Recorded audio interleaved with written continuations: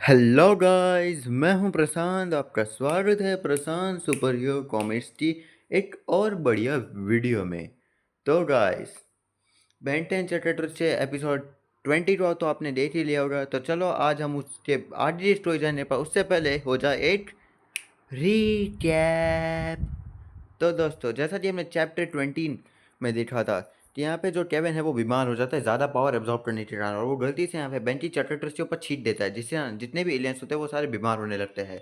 और जब doctor Clancy यहाँ पे टाउन्सविल के मेयर को किडनैप करने आता है, तो यहाँ पे बेन जब मदद के लिए वाइट गर्ल को बुलाता है, पर वाइट गर्ल इतनी बीमार हो जाती है कि वो उसे सूंघ ही नहीं पाती। और दूसरी बार जो केविन जो वो दवाई नहीं खाता, और यहाँ पे हमें केविन और ग्रैंपा मैच के बीच में थोड़ी सी बातें देखने को मिलती है, जहाँ पे ग्रैंपा मैच यहाँ पे थोड़ा थोड़ा बीच में बताते थे कि उन्हीं का प्लान था कि यहाँ एस्मट को चार्टर्स बनाएगा, पर यहाँ पे वो डायरेक्टली नहीं बोलते।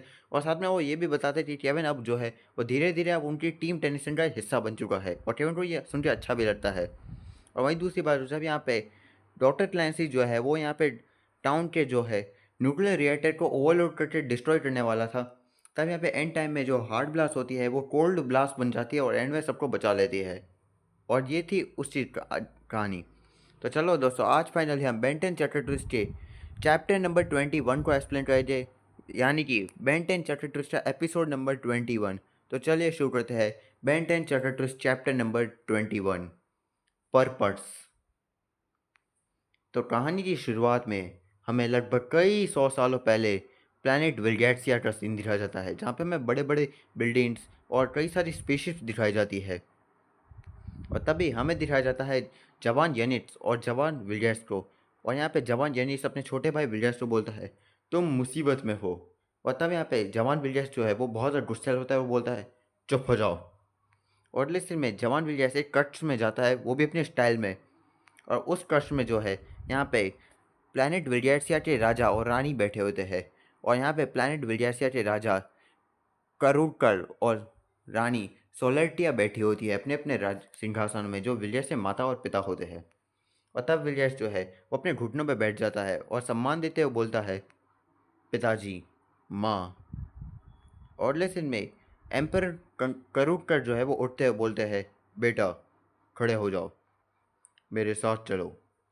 और लेसन में विलियर्स के पिता जो है वो विलियर्स को थोड़ी दूर ले जाते हैं, जहाँ पे उनके कई सारे महान योद्धाओं की मूर्तियाँ खड़ी होती है।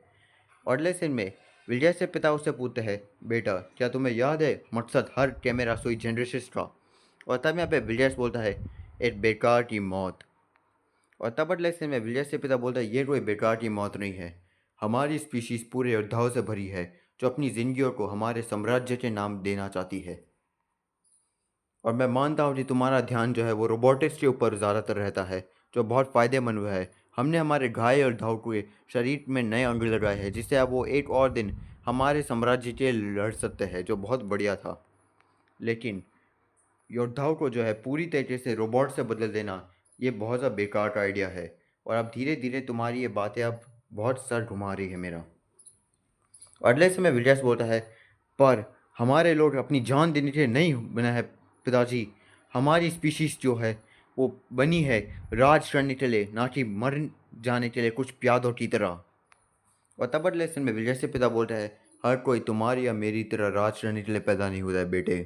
जैसे तुम्हारा भाई को देखो, वो एक उदाहरण है, वो युद्ध के मैदान में बहुत ज़्यादा होशियार है। और तब यह पे विलियर्स बोलता है पर वो बाकी चीज़ों में बेवकूफ़ है। और लेसन में विजय से पिता थोड़े सीरियस आवाज़ में बोलता है ये मेरी आखिरी चेतावनी है बेटा, एक मशीन कभी एक योद्धा की दिल की जगह नहीं ले सकती, तुम्हें यह जल्दी समझ जाना चाहिए। तुम्हारा भाई समझ गया तो तुम क्यों नहीं समझ पा रहे। और लेसन में विजय से पिता वहाँ से जाने लगते हैं।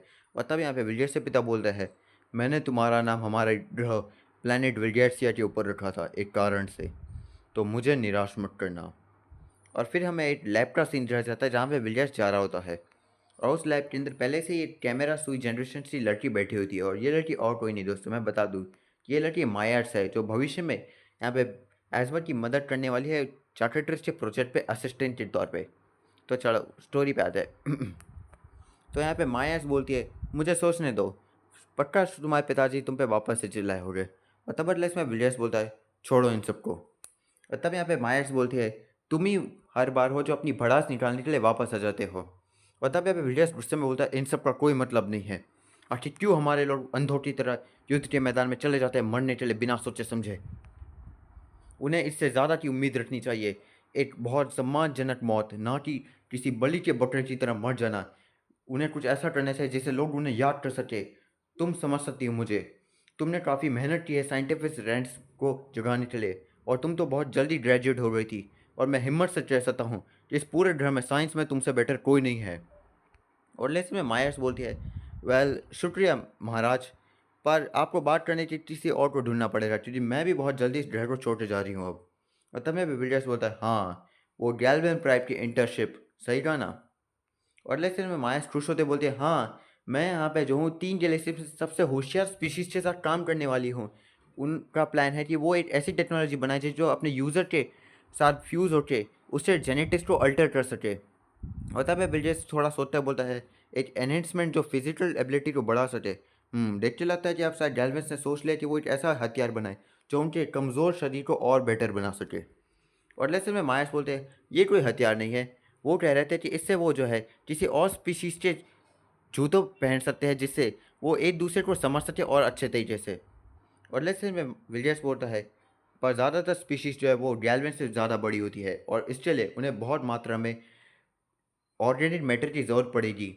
और तब यहाँ पे मायर्स बोलते ही, बिल्कुल सही कहा, और जितना मैं समझ पाई हूँ उन्होंने एक ऐसा बहुत ही अच्छा तरीका ढूंढ भी लिया है बहुत जल्दी। और तब विलियर्स शॉक हो जाते हैं क्योंकि ये सुनने में बहुत मुश्किल लग रहा होता है उसके अनुसार। और तब यहाँ पे विलियर्स थोड़ा सोचता है, बोलता है, तो ट्रांसफॉर्मेशन कंप्लीट हो चुका है? और तब यहाँ पे मायर्स बोलती है, वेल मैंने अभी तक अपनी आंखों से देखा नहीं है, पर जितना मैं समझ पाई हूँ हाँ। और लेकिन में विलियर्स यहाँ पे थोड़ा सीरियस होता है, बोलता है, क्या यूज़र जो है उसके पास अपनी कॉन्शियसनेस होती है तब भी? और तब यहाँ पे मायर्स बोलती है, बिल्कुल, अगर ऐसा नहीं होता तो इसका कोई मतलब ही नहीं है। और तब यहाँ पे विलियर्स थोड़ा सीरियस आवाज़ में और बोलता है, अगर ये डिवाइस जो है किसी तरह कोई आर्टिफिशियल बॉडी बना दे तो क्या उसके पास अपनी खुद की सोचने समझने की क्षमता होगी? और तब यहाँ पे मायर्स बोलते हैं, वेल अगर कुछ ठीक से फेरबदल हो जाए तो थेरेटरली हाँ ऐसा हो सकता है। और लेकिन मैं विलियर्स यहाँ पे मायर्स को पकड़ता हुआ बोलता है, मायर्स मुझे इस प्रोजेक्ट के बारे में हर एक जानकारी देती रहो। और तब यहाँ पे मायर्स बोलती है, मैंने तुम्हें यहाँ पे इसलिए ये बताया क्योंकि मैं जानती थी ये तुम किसी और को नहीं बताने वाले। मैं तुम्हें ऐसे कोई भी डिटेल्स नहीं दे सकती अब। और तब ये विलियर्स बोलता है, ये एक तरीका हो सकता है हमारे लोगों की बेकार की मौत को रोकने का। प्लीज़ मुझे इस प्रोजेक्ट के बारे में अपडेट देती रहो। और तब मायर्स थोड़ी देर सोचती हुई बोलती है, ठीक है। और तब यहाँ पे विलियर्स अपने सीरियस विलन अंदाज में बोलता है, बहुत बढ़िया, मुझे इस चीज़ को कैसे काबू करना है इसकी एक हर एक डिटेल जाननी है अब मुझे। और दोस्तों, आप लोगों के मन में सवाल आया होगा कि विलियर्स जो है उसे भविष्य में बेंटेन चार्टर्स के बारे में इतना कैसे पता है, कि आखिर चार्टर्स क्या है, वो कैसे काम करता है? तो भाई यही कारण है, मायर्स जो है जो यहाँ पे काम कर रही थी ना, उसी ने यहाँ पे विलियर्स को ये सब बताया था इस प्रोजेक्ट के बारे में अब शुरुआत से लेकर अंत तक। तो दोस्तों, विलियर्स की स्टोरी तो बस यही तक थी। तो आपको याद होगा कि आज तक हमने पिछले जो कई चैप्टर्स में हमने देखा था कि जो ड्रीम मैटर है वो हमें दिखाई देती है, उसका कोई ज़्यादा रोल नहीं था, बल्कि वो हमें बस बेंच के साथ मुश्किल से 2 पेज में देखने को मिली थी। और जो ड्रीम मैटर है वो ज़्यादातर टाइम एक मशीन बनाते हुए देखने को मिलती थी जो बार बार तबाह हो रही थी, और वो बस हमें वैन में देखने को मिली थी। पर आज हमें उसके बारे में थोड़ा पता चलेगा। तो हमें प्रेजेंट टाइम का सीन दिखाया जाता है पृथ्वी का, जहाँ पे हमें घर के अंदर का सीन दिखाया जाता है, जहाँ पे ड्रीम मैटर जो है किसी जार में बंद होती है। और तब ड्रीम मैटर अपने मन में सोचती है, मुझे विश्वास नहीं हो रहा है, उन्होंने मुझे एलियन के पागल छाने वाले के द्वारा किडनैप होने दिया। और दोस्तों, यहाँ पे हमें दिखा जाता है कि हाउवेल नाम का एक एलियन का चाहने वाला जो है वो ड्रीम मैटर को एलियन समझकर उसे किडनैप कर लेता है, जब यहाँ पे बैन और बाकी सब स्विमिंग करने गए थे तब। और तब यहाँ पे ड्रीम मैटर सोचती है, ये कोई बड़ी मुश्किल नहीं है, अगर वो किसी और एलियन को समन करे तो मैं वापस से उनके पास पहुँच जाऊँगी एकदम, जब वो मुझे दूसरी बार समन करेगी। पर मैं उम्मीद करती हूँ कि वो लड़का ज़्यादा बेवकूफ़ नहीं हो इसे नोटिस करने के लिए। और तब यहाँ पे ड्रीम एट अपने पास्ट को सोचने लगती है और बोलती है, जब मैं पहली बार समन हुई थी तो मैंने ये हीरोइन वाली कहानी पे विश्वास नहीं दिया था। वो मुझे ज़्यादातर टाइम रात को समन किया करते थे क्योंकि मैं बहुत कम जगह लेती थी। उन्हें लगता था कि मैं जो हूँ इस बॉक्स के अंदर सो जाती थी। पर अजीब बात यह थी कि मुझे इसकी ज़रूरत नहीं थी, मुझे सोने या खाने की ज़रूरत नहीं थी। वैसे मैं सो सकती थी अपने दिमाग को आराम देने के लिए, या फिर खा सकती थी स्वाद के लिए, पर सच बताओ तो मुझे दोनों में से किसी की ज़रूरत नहीं थी ज़िंदा रहने के लिए, जैसे मैं अपने आप खुद को ज़िंदा रख रही थी। और तब यहाँ पे ड्रे मैटर, हमें दिखाई जाती है जो बेन के चैप्टर पे थोड़ी स्टडी करी होती है, और तब यहाँ पे ग्रे मैटर अपने मन में बोलती है, तो मैंने सोचा कि मैं रात को जो है उस पृथ्वीवासी की हाथ में जो घड़ी है उस पे स्टडी करूँगी और जानने के लिए। और मैंने बहुत कुछ ऐसा सोचा कि भले ही मैं इस ग्रह में सबसे ज़्यादा होशियार हूँ, फिर भी ऐसी टेक्नोलॉजी मैंने पहली बार देखी थी। ये जो डिवाइस है, इसके कोड ऑपरेशन से मैं ये समझ पाई हूँ कि ये जो है बहुत मात्रा में ऑर्गेनिक मैटर को स्टोरेज कर सकते हैं, और इन इंसानों के अनुसार ऐसा नहीं है कि ये किसी को टेलीपोर्ट नहीं कर रहे, उल्टा ये सबको अंदर स्टोर कर रख रहे हैं। और अजीब सी बात है कि ये जो फिजिकल फॉर्म्स है ये इंसान के डीएनए के साथ मिक्स हो चुकी है, जिनसे हाइब्रिड्स बन रहे सारे के सारे, पर सिवाय उस लाल रंग की 4 हाथ वाले, शायद किसी कारण से वो ऐसी नहीं है। पर मुझे अभी तक समझ नहीं आ रहा है कि आखिर इस डीएनए मिक्सअप का मतलब क्या है। पर मैं लकी हूँ कि ये जो डिवाइस है ये उस लड़के को मिला, ना कि उससे दादाजी को। पर आखिर इन सब का मतलब क्या है मेरे लिए, हीरोइन या जो भी हो, मैं इस बात को नहीं समझ पा रही हूँ कि मैं जो हूँ एक आर्टिफिशियली बनी हुई हूँ किसी तीसरे व्यक्ति के द्वारा। पर मैंने इसे मानने से मना किया था कि आखिर ऐसा नहीं हो सकता कि मेरा एग्जिस्टेंस इस तरह बेस हो सकता है। तो फिर मैंने फैसला किया कि मैं इंटरगैलेक्टिक कम्युनिकेटर बनाऊंगी जानकारी के लिए। पर इस ग्रह की लेवल की टेक्नोलॉजी इतनी नहीं है जो मेरे काम आ सकती है। और जब मैंने उस लड़की की कहानी सुनी तो शायद मुझे लग गया कि ऐसा तो कोई होगा जिसने इस डिवाइस को यहाँ पे भेजा होगा। और मेरी कई कोशिशों के बावजूद भी पता नहीं क्यों ये बार बार बेकार हो रहा था, और हमें दिखाया जाता है कि केविन ने जो दवाई डाली थी उसके दौरान भी एक बार ये तबाह हो गया था लास्ट चैप्टर में।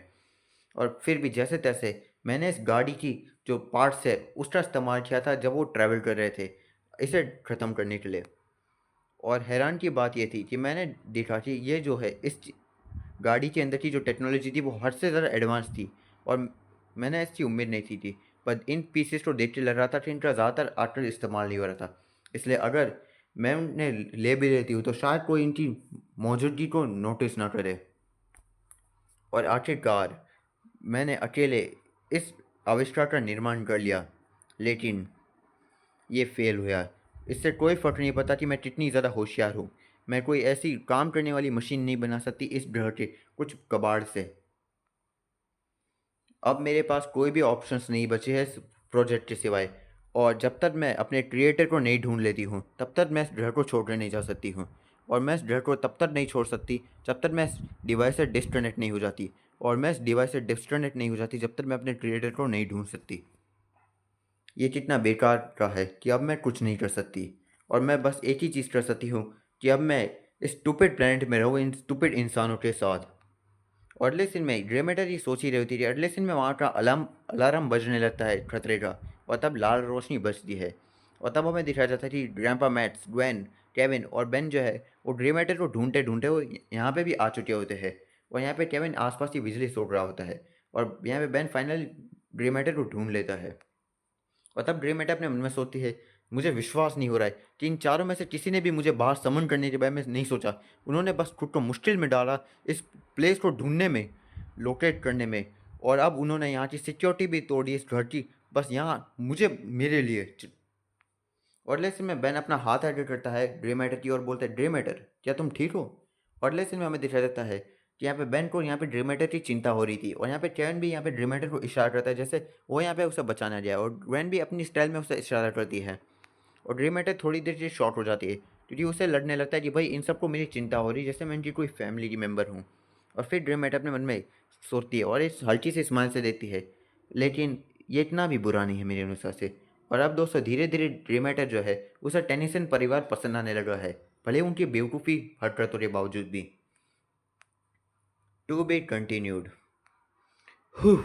तो दोस्तों ये था Ben 10 chapter twister episode number 21। और दोस्तों इस एपिसोड में हमें बहुत कुछ जानने को मिला। प्रेजेंट टाइम में हमें ड्रीम मैटर के बारे में पता चलने को मिला कि जैसे ड्रीम मैटर जो है उसे पता चल चुका है कि वो यहाँ पे चैप्टर ट्विस्ट के द्वारा बनाई गई है, और कैसे चैप्टर ट्विस्ट दूसरे एलियंस को अपने अंदर स्टोर करके रख रहा है ताकि उन्हें किसी दूसरे ग्रह से समन कर है। और हमें ये भी पता चला कि जो फोर आर्म्स से सिवाय है बाकी की जितने भी वो आधी इंसान आधी एलियन है, जबकि फोर आर्म्स ही अकेले है जो पूरी तरह से कोई मिक्स एलियन नहीं है।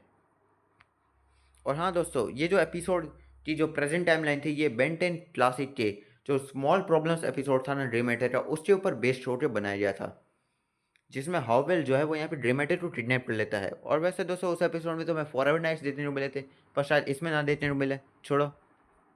और हाँ दोस्तों, इस चैप्टर में फाइनली यहाँ पे हमें विजय का परिवार देखने को मिला था और उसकी स्टोरी भी पता चली। जैसे कि यहाँ पे विजय और उसके पिताजी हालात थोड़े अलग अलग है। जैसे यहाँ पे विजय से पिता एक राजा है जो अब योद्धा की तरह सोच रहे कि योद्धा जो है वो अपनी जान को कुर्बान कर सकते हैं, जबकि विजय जो है अपनी प्रजा को मरते हुए नहीं देख सकता युद्ध के मैदान में, वो टेक्नोलॉजी का इस्तेमाल करना चाहता है। और यहाँ पे विजय को चक्रट्र चाहिए जिससे वो नई यहाँ पे स्पीशीज बना सके, जिससे उनके लोगों को मरने की जरूरत ना पड़े। और हाँ दोस्तों, इस चैप्टर में हमें फाइनली मायास की भी एंट्री देखने को मिली थी और हमें ये पता चला कि मायास जो है वो यहाँ पे चक्रट्रिस के ऊपर काम करी थी यहाँ पे जब एजमट के साथ साथ। तो यहाँ पे मायास जो है वो विलियर्स को हर एक जानकारी देती रही थी, इसलिए यहाँ पे विलियर्स को यहाँ पे चक्रट्रिस के बारे में इतना सब कुछ पता है आज तक। और हाँ दोस्तों, आपको तो पता नहीं, पर मायास को इस चैप्टर में देख के मुझे बड़ा मज़ा आया। और आप मुझे कमेंट करके बताओ कि मायास आपको कौन कौन को आइटम लगती है। छोड़ो, तो दोस्तों बेन 10 चैप्टर चैप्टर नंबर 21 तो ख़त्म हो चुका है। अब बचा Ben 10 chapter twister chapter number 22, जिसमें फाइनली अब विलियर्स आने वाला है बेन से लड़ने के लिए, जो बेन 10 क्लासिक के सीक्रेट्स एपिसोड के ऊपर बेस्ड उठा। तो दोस्तों बताओ आप कौन तैयार हो। तो दोस्तों फाइनली आज Ben 10 chapter twister chapter number 21 में ख़त्म किया। बेन 10 चैप्टर ट्विस्ट के सीजन 1 के पास 2 चैप्टर बचे, चैप्टर नंबर 22 और चैप्टर नंबर 23। और हाँ दोस्तों, एक और बात की, Ben 10 chapter twister finally season 2 भी आ चुका है और उससे 2 चैप्टर आ चुके हैं। तो दोस्तों काफ़ी टाइम बाद यार मैं आया हूँ और मैंने, आप विश्वास नहीं करती थी, मैंने इस वीडियो को बनाने के लिए बहुत मेहनत की थी, लिटरली बहुत मेहनत की थी। और हाँ, यहाँ पे कुछ कुछ जगहों पे मैंने फिर भी गलतियाँ की है, ये मैं मानता हूँ। और शायद मैं पूरी तरह से परफेक्ट नहीं हूँ, पर हाँ मैंने इतना कह सकता हूँ कि मैंने यार बहुत बढ़िया मेहनत की है। तो दोस्तों आपको ये वीडियो कैसा लगा और कौन कौन मुझे वापस से देख के खुश है, ये बात मुझे कमेंट करके बताइएगा। तो ठीक है दोस्तों, फिर मिलते किसी और वीडियो में अगर हो सका। तो बाय बाय, लाइक कीजिए, शेयर कीजिए और सब्सक्राइब कीजिए। Bye bye. और हाँ अथर भाई, आपको ये वीडियो कैसी लगी आप ये मुझे कमेंट करके बताना। और हाँ दोस्तों, मैं एक और बात बताना चाहता हूँ कि आप में से काफ़ी लोगों ने मुझे कमेंट किए थे और यहाँ पे मेरी वीडियोस तो बहुत अच्छा प्यार दिख रहा था, जिस बात से मैं बहुत खुश हुआ। और दोस्तों आप ऐसा अपना प्यार दिखाते रहिए, तो जब आप मेरे वीडियोस को सपोर्ट करते हैं ना, तब यार मेरे अंदर हिम्मत आती है दोस्तों और वीडियोस बनाने के लिए। ओके दोस्तों, फिर मिलते किसी और वीडियो में। Bye bye, stay tune.